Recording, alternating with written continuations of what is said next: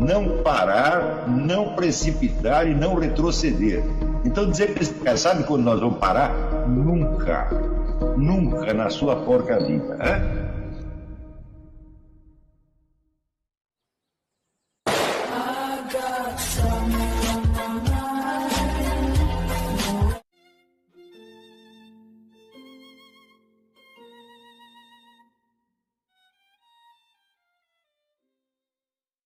E aí pessoal, o nosso canal sempre tentou ajudar vocês na busca pela verdade, através dos vídeos e dos ensinamentos do professor Olavo de Carvalho.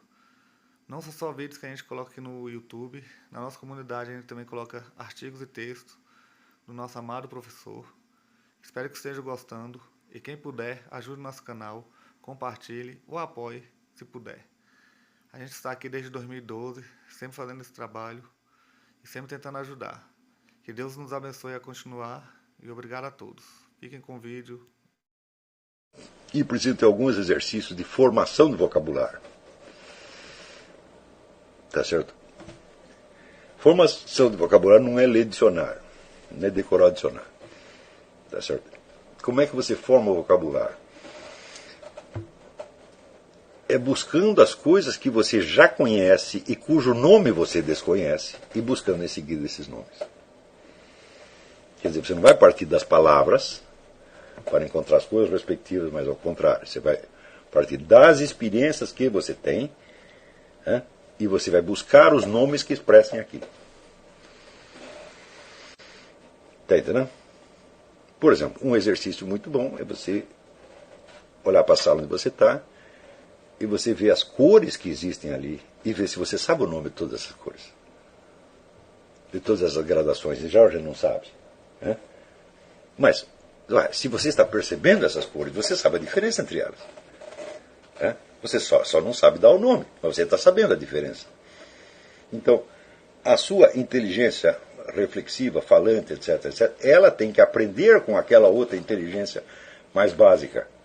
Porque ela é sempre a mais burra. Né? A percepção é enormemente inteligente. As sensações são enormemente inteligentes. A intuição é enormemente inteligente, a memória é inteligente, a imaginação é inteligente. Só a parte falante que é burra. E é justamente a parte falante que a gente sempre segue. Está entendendo?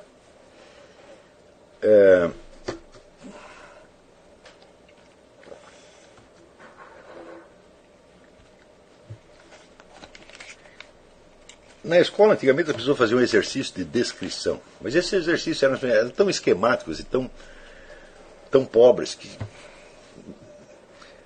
não dava nem para o começo, mas hoje em dia acho que nem isso mais se faz. Né? Então,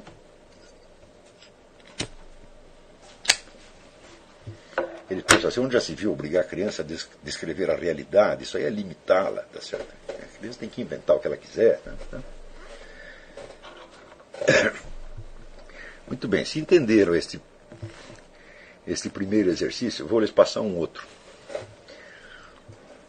Este exercício, veja, houve aqui uma pergunta que chegou hoje, que parece que a pessoa leu os meus pensamentos, porque eu fui com esse exercício na minha cabeça. É aqui, ó, Ana Regina. Durante meu curso de economia na aula de sociologia, uma prova pediu-me como resposta a identificação no mundo real de um conceito sociológico. Uma vez no curso de economia pediram para relacionar, descobrir no mundo real um conceito sociológico. Uma vez. Né? Então, como é que você faz para identificar isso no mundo real? Hein? Resposta, você não pode fazer isso. Porque nenhum conceito sociológico ou econômico pode corresponder diretamente a nenhum fato do mundo físico.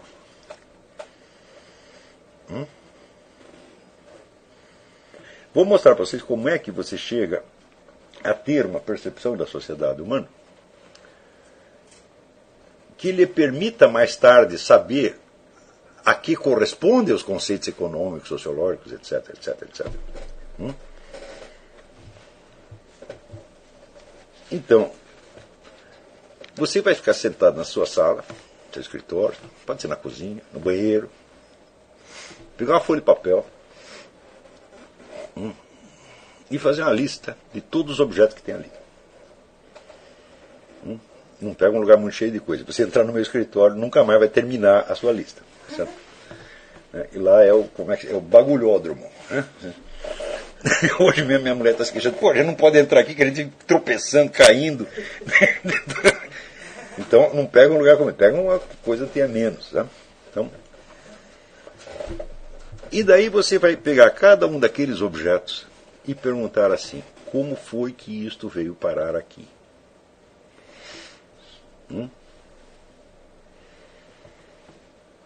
Não vale dizer assim, eu comprei no Walmart. É bom, como é que ela foi parar no Walmart? Parta do princípio infalível de que essas coisas não existiram desde sempre. Elas, por assim dizer, elas vieram à existência. Não é isso? Então, por exemplo, você pode rastrear. Aqui temos uma garrafa de água Perrier.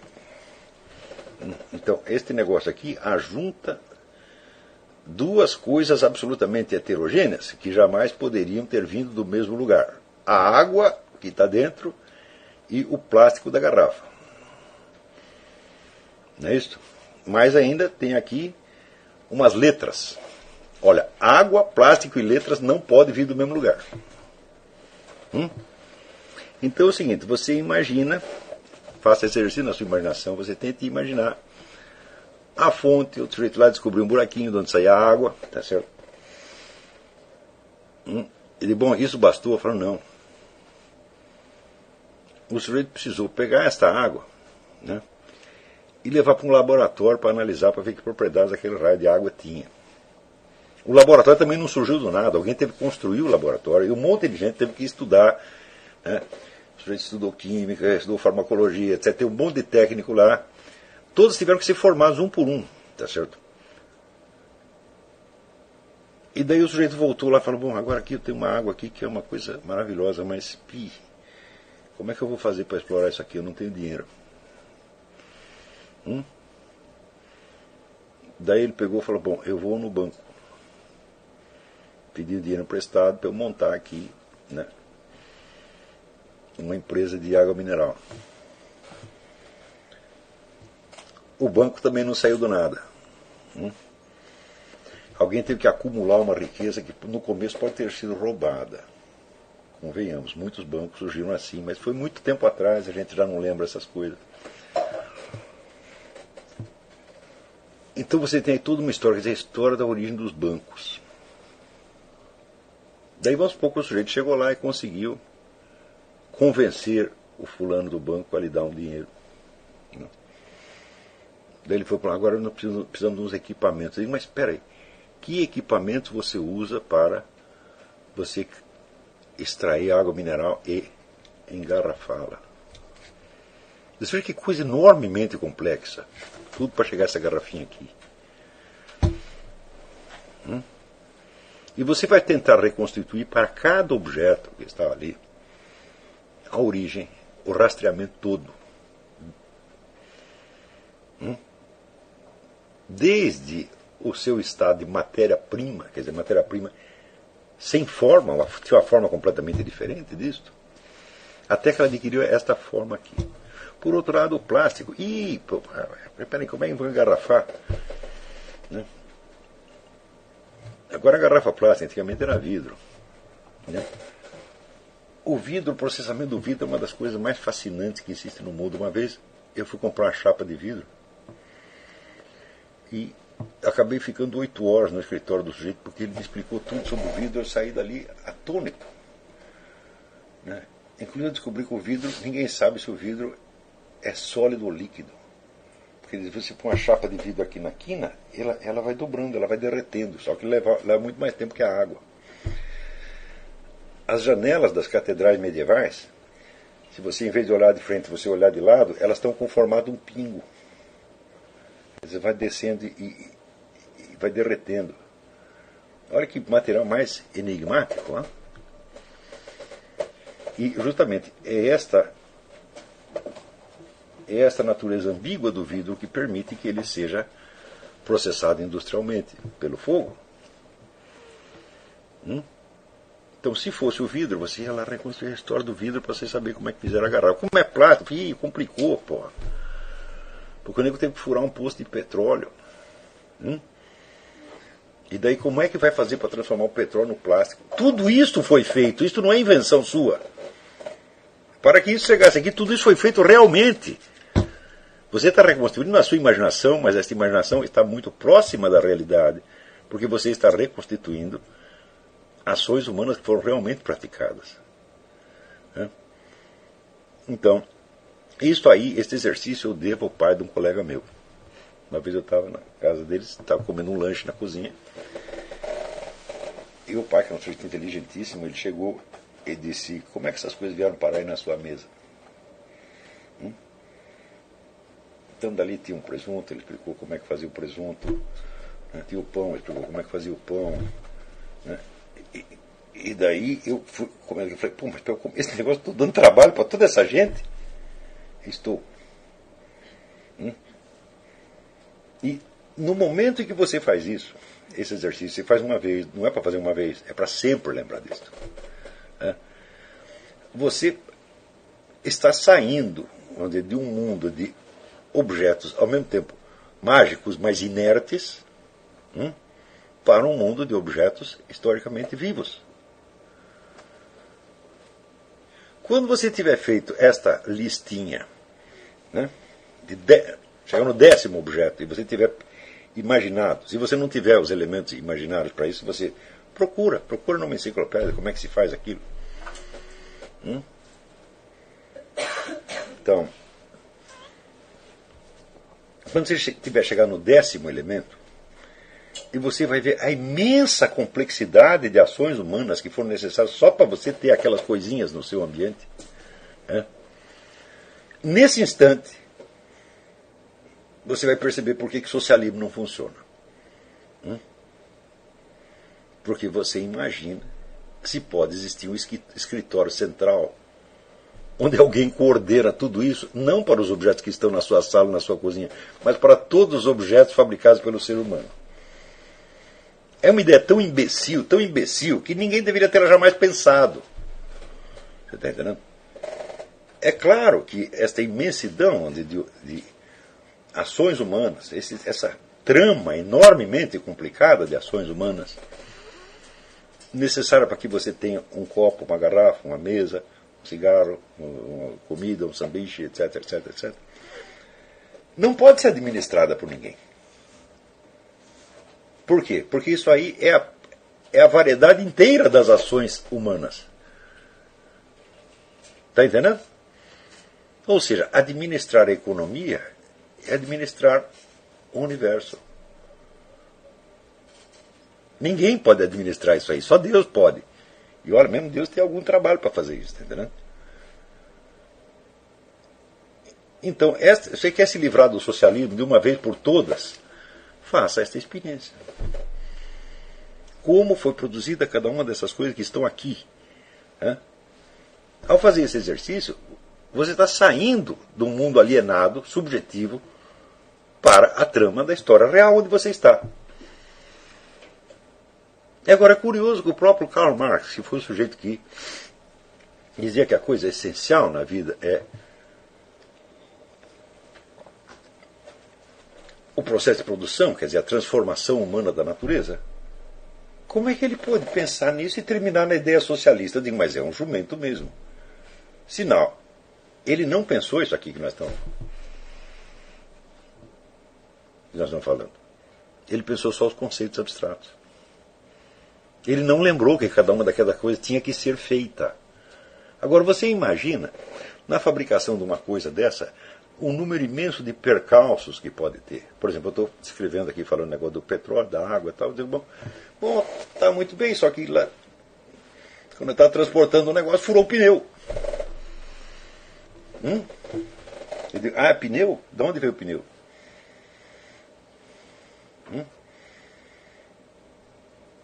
Para ter o pneu, um sujeito precisa ter feito um buraquinho numa árvore lá no Amazonas, recolher uns negócios lá, passar uma fábrica, ferver aquilo um montão de vezes, até chegar a essa consistência do pneu. isso esquematicamente, nós vamos, porque eu não estou falando de pneu em geral, eu estou falando deste pneu. Né? Como foi que este preciso pneu veio parar aqui? Da onde ele veio? Aonde o sujeito comprou matéria-prima? Quem foi que trabalhou aquilo?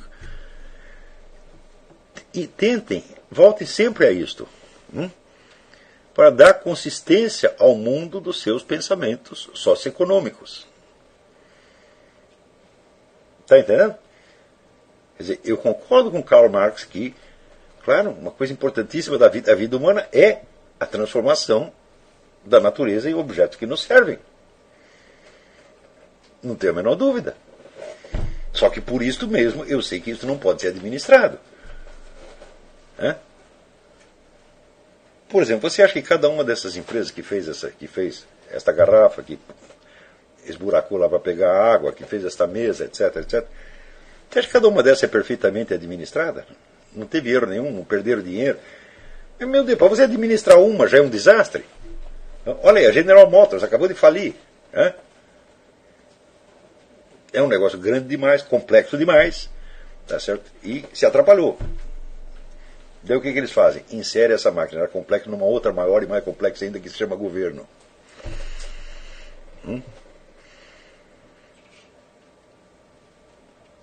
Então, esse é um exercício que eu estou dizendo para vocês. Isso aqui é um exercício que Balzac fazia. Balzac foi o verdadeiro guru de Karl Marx. Balzac entendia como funcionava a economia, Karl Marx não entendia. Porque ele mesmo, no começo do Capital, ele diz que o instrumento que ele vai usar é precisamente a abstração. Quer dizer, ele faz uma abstração, cria um conceito e trabalha com aquele conceito. Quer dizer, este é o modo certo de não entender nada. Então, por quê? Uma coisa é a economia dos conceitos, outra coisa é a economia como ela funciona realmente. Então, a economia é uma trama inabarcável de ações reais humanas praticadas em cima de objetos reais encontrados na natureza. E essas ações humanas, elas se encavalam e se entrecruzam umas com as outras, vindo de direções completamente diferentes. Por exemplo, a hora que o sujeito fez um buraquinho, achou a água e ele vai pedir um dinheiro no banco para poder explorar aquela água. Se ele for parar para entender tudo a respeito de banco nesse caminho, ele não vai fazer a empresa de água dele jamais, não vai terminar, ele vai passar o resto da vida tentando entender os bancos. Então, quer dizer, é essencial que ele não entenda tudo, alguém tem que entender para ele. E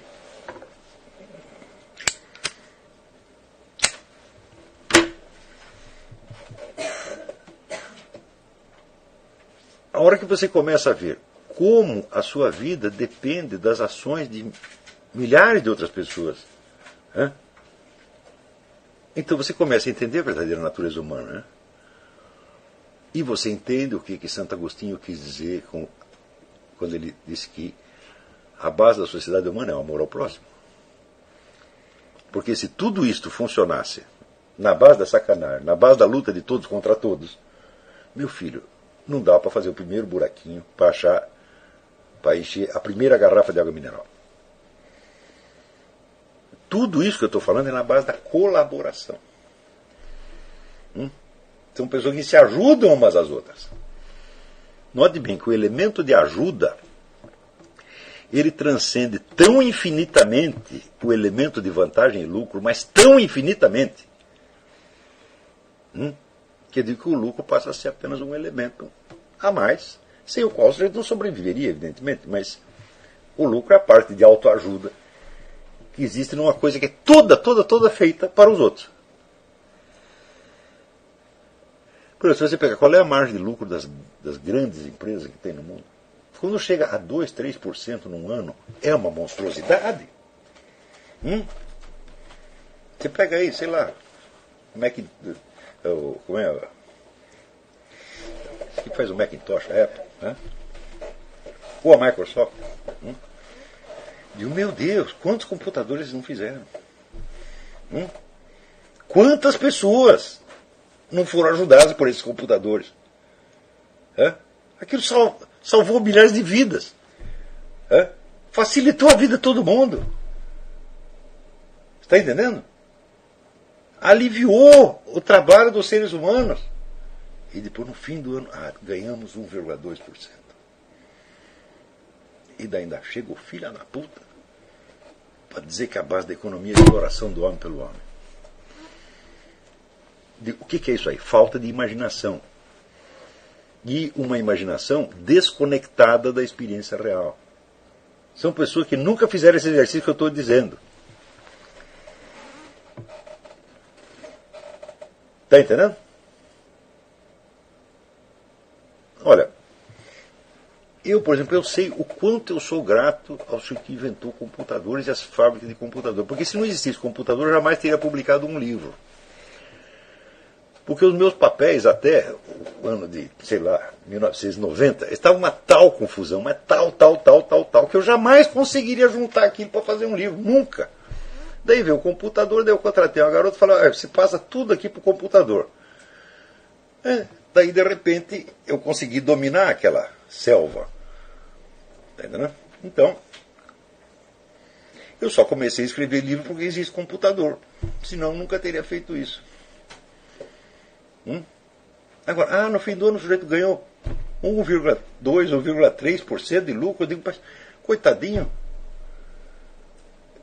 Ele fez um benefício tão grande para tanta gente, que o lucro dele é até injusto. Ele tinha que ganhar 10%, 20%, 30%, mas infelizmente não dá. A economia é assim. E daí chegou outro desgraçado, não, mas é a exploração da mais-valia, etc, etc. Eu digo, é? O mundo de Karl Marx só tem duas pessoas. Tem o patrão e o empregado. Não tem o consumidor. Isso agora é a coisa mais extraordinária. Quer dizer, ele leva em conta o processo de produção. E diz, a quantidade, vamos dizer, o valor da mercadoria é a quantidade de trabalho socialmente necessário para produzi-la. Digo, e ninguém compra essa porcaria, não?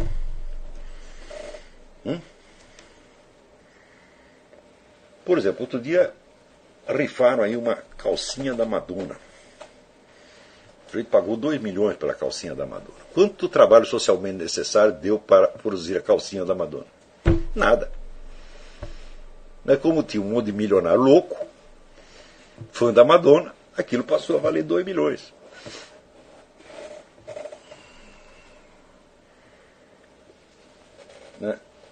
É uma coisa extraordinária, porque no mundo da economia de Karl Marx ninguém compra nada, só se produz.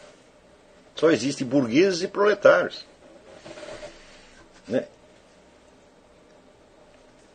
E o que é isso aí? Isso é abstracionismo, quer dizer, é uma imaginação desconectada da realidade.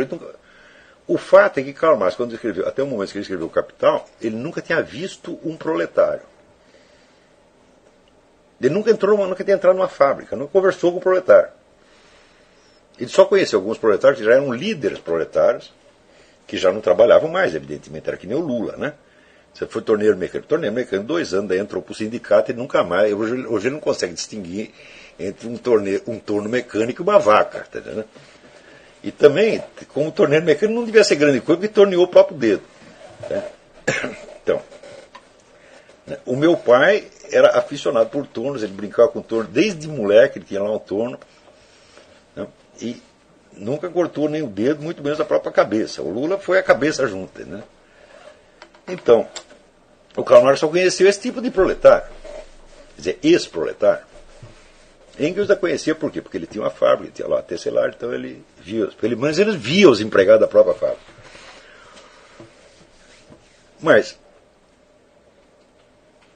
prossigam com esse exercício e vocês vão ir saindo, vamos dizer, de um mundo fictício. Tá certo? Uma vez meu filho Thales, ele devia ter uns 3 anos, perguntou, pai, onde fica a fábrica de batata? O mundo econômico no qual as pessoas vivem é mais ou menos como isto. É o mundo das batatas são fabricadas e os carros brotam em árvores. Né? Não é uma questão de estudar economia. Eu conheço gente que estudou economia a vida inteira e não sabe isso aqui. Por quê? isto não é a ciência econômica, isso é o suporte imaginativo e memorativo da ciência econômica. E se você não tem isso, toda a sua ciência econômica serve para nada. Por quê? Porque você não sabe do que ela está falando. E daí chega um dia, na escola, o professor diz, relacione um conceito desse com a vida real. Uma vez o professor pede para você fazer isso. Olha que coisa extraordinária. Quer dizer, mas se é para eu relacionar isso com a vida real, então do que estivemos falando até agora? Estivemos falando de esquemas mentais. Onde não há, vamos dizer, este suporte imaginativo, não há contato com a realidade. Porque é claro que você não vai poder acompanhar fisicamente a fabricação de tudo que existe, sei lá, dentro do seu banheiro. Se você mora numa kitnet, eu digo, dentro da sua kitnet tem o mundo, meu filho. Quer dizer, a quantidade de trabalho humano que houve para encher a kitnet de coisa é uma monstruosidade. Entendeu? Bom, então com isso você acaba saindo daquele mundo fechado e morto, na verdade. Tá certo? E conectando no mundo da história real.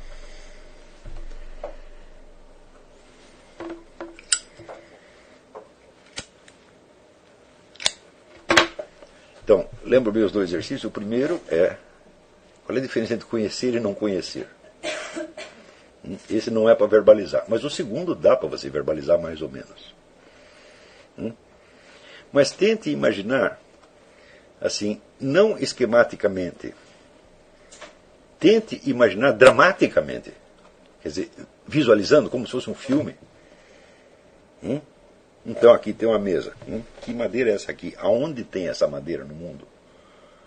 Nem toda madeira nasce em tudo quanto é lugar. Então o sujeito teve que achar isso em algum lugar. Então você imagina lá o sujeito vendo a árvore, serrando, depois botando no caminhão, empacotando. Tente fazer como se fosse um filme. E você faz vários filmes que vão cruzando. Como se fosse mesmo. Como é que Balzac fez a comédia humana? Né? Ele inventava uma história de um sujeito, daí essa história cruzava com a de outro, que cruzava com a do outro, que cruzava com a do outro, reaparecia os mesmos personagens, etc. E acabou, vamos dizer, fazendo uma trama que simboliza a totalidade da sociedade francesa da época. Você vai tentar fazer a mesma coisa sem escrever, porque se você conseguir escrever isso, você é Balzac. Né? Eu não estou pedindo isso para você. Você simplesmente inventa os filminhos e cruza os filminhos. Né? Daí vinha lá o sujeito trazendo o toco de madeira no caminhão e daí furou o pneu. E pneu. Então tem a história do outro sujeito que foi lá, né? Colheu furou a seringueira. E hoje tem outros processos mais avançados, invente qualquer um deles. Né? E você vai reconstituindo como as histórias dessas várias pessoas vão se encaixando até que tudo chegue no seu quarto, na sua cozinha, no seu banheiro, sei lá, em qualquer lugar. Está entendendo? Ora, você fazendo isso, você vai pegar algumas, entre outras coisas, você vai pegar algumas qualidades morais que são indispensáveis para o bom cidadão. Se a pessoa não tem isso,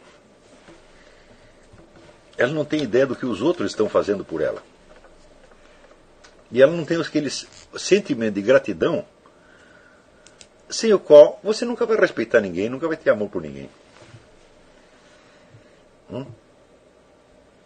Por exemplo, é normal um bebê pequeno proceder como se ele fosse o centro do mundo. Então ele estaria para ser tratado, paparicado, contentado e satisfeito em todos os seus desejos. E quando ele não é, o que ele faz? Ele chora. Acontece que a maior parte das pessoas é assim pelo resto da vida. Tudo aquilo que não sai do jeito que elas querem, elas choram. E ficam indignadas. Quem puder, apoie nosso canal, compartilhe, comente, curtam os Ora, vídeos. antes de você pensar por exemplo, nos seus divulgar cada direitos, dia mais porque essa noção de direito, os eu acho que o os bebezinho já ensinamentos tem. do professor Olavo de Carvalho. Ele não Forte sabe abraço. verbalizar, mas ele acha que o que ele quer é direito dele. Antes de você pensar nos seus direitos, você pensa na substância da vida da sociedade humana. Em como tudo isso é feito na base da pura colaboração, gente.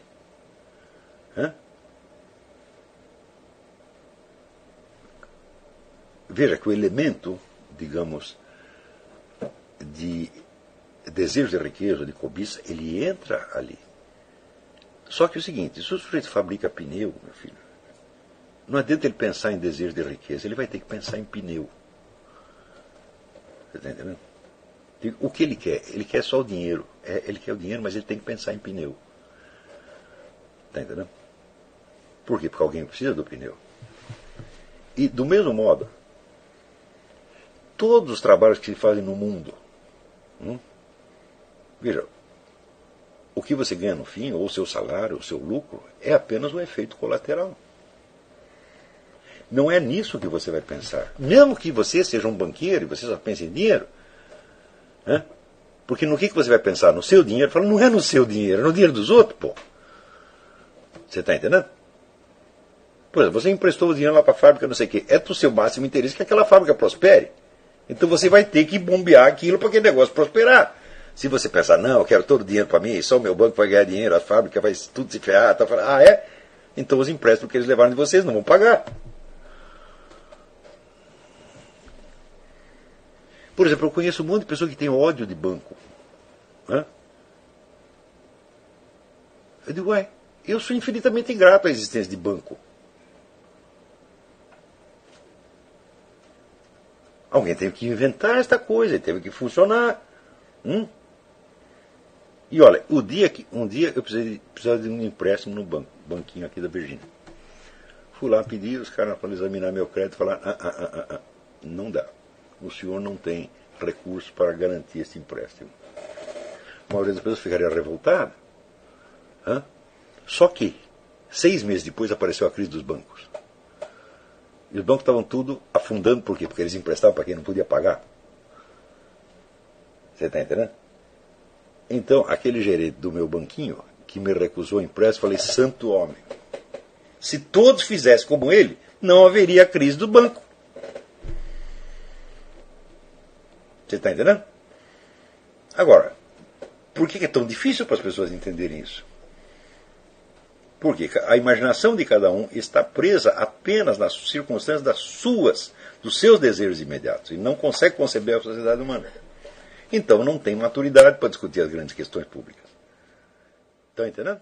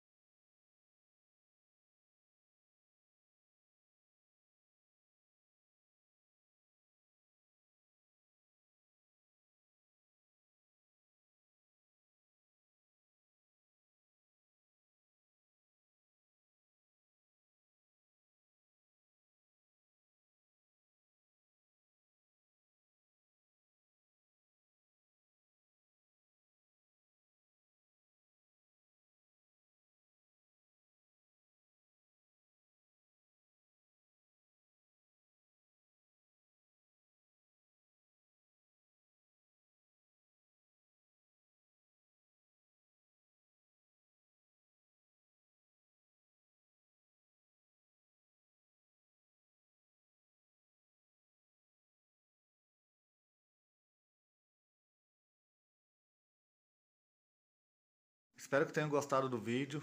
Compartilhem, comentem, curtam. Apoiem nosso canal para a gente continuar aqui no YouTube com essa iniciativa, que é desde 2012. Sempre ajudando na busca pela verdade. Sempre busquem a verdade, busquem nosso Senhor Jesus Cristo, busquem a Deus. Forte abraço a todos e até a próxima. Não parar, não precipitar e não retroceder. Então dizer para esse cara, sabe quando nós vamos parar? Nunca. Nunca na sua porca vida. Não parar, não precipitar e não retroceder. Então dizer para esse cara, sabe quando nós vamos parar? Nunca. Nunca na sua porca vida. não parar, não precipitar e não retroceder. Então dizer para esse cara, sabe quando nós vamos parar? Nunca. Nunca na sua porca vida. Né?